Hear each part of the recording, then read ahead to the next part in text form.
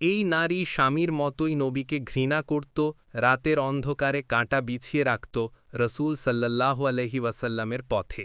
তিনি ছিলেন উম্মে জামিল, আবু লাহাবের স্ত্রী। ধনবিত্ত, প্রভাবশালী, কিন্তু ইসলামের প্রতি অসীম ঘৃণা। নবী মোহাম্মদ সাল্লাল্লাহু আলাইহি ওয়াসাল্লাম যখন আল্লাহর পথে মানুষকে ডাকছিলেন, সে তখন সর্বত্র বাধা সৃষ্টি করত।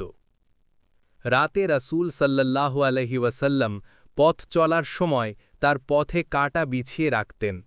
মানুষদের কাছে নবী সাল্লাল্লাহু আলাইহি ওয়াসাল্লাম সম্পর্কে মিথ্যা ও অপবাদ ছড়াতেন। এই কুপ্রবৃত্তির জন্য কুরআনে বলা হয়েছে তাকে হাম্মালাতাল হাতাব, অর্থাৎ কাঁটার বোঝা বহনকারী। তার প্রতিটি কাজ আল্লাহর বিরুদ্ধে ছিল। উম্মে জামিল দুনিয়াতেও তার স্বামীর মতো অপমানজনক মৃত্যু ভোগ করেন।